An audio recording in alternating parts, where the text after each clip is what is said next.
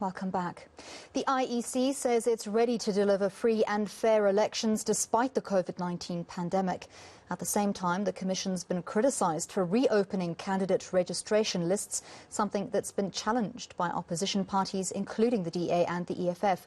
But can the IEC deliver on its promise? And are there improvements it can make to ensure a smooth election? Let's speak to Thembelani Mazibuko from the Electoral Institute for Sustainable Democracy in Africa. He joins me now via Zoom. Thank you very much for your time this afternoon, Mr. Mazibuko. So to start off with, late decision-making around whether these local government elections would in fact go ahead this year means the IEC has less time to prepare. How will this affect the fluidity and the quality of the election process? Yes, indeed, the IEC has a truncated timeline. And while the situation is not ideal, the IEC has stressed right from the beginning, even when it was sitting at the Mosneke inquiry, that this is not about whether or not we are ready, whether or not operationally we're ready.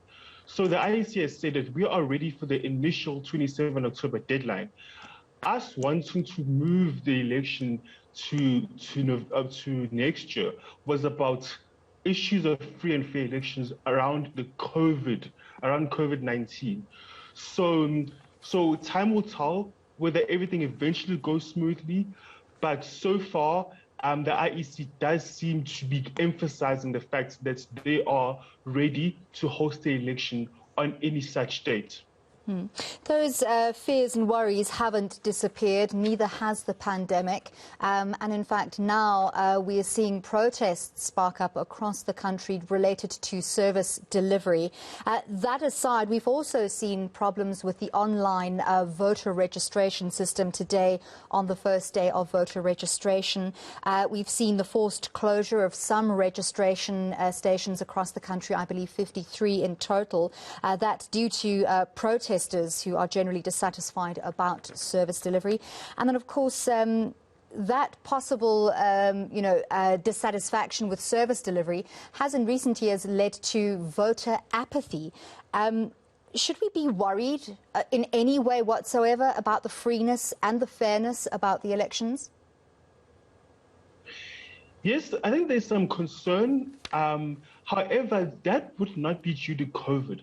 I think that is more due to overall voter apathy. But voter apathy and free and fairness of the election are two different issues. Voter apathy is, yes, I can vote, but I do not want to vote because I do not feel that my vote will make a difference, or I do not think that any of the political parties that are, there's a noise in my microphone, any of the political parties will do well or will govern my city very well. So freedom and fairness must be separated from voter apathy, which is more to do with people not wanting to vote. But the elections themselves could still be free and fair. Let's talk more specifically about these protests we've seen today, especially here in Soweto. Voter registrations being forcibly closed, people not able to register to vote. I'm hearing a YFM feed and I can't hear you. Can you please sort that out? Oh, goodness, we're terribly sorry about that. Can you hear me a little bit better now? I can hear you, but I can still hear the YFM feed in the background. OK, let's try and sort that out, and then we'll come back to you a little bit later. That was Thembelani Mazibuko from the organisation Electoral Institute for Sustainable Democracy in Africa.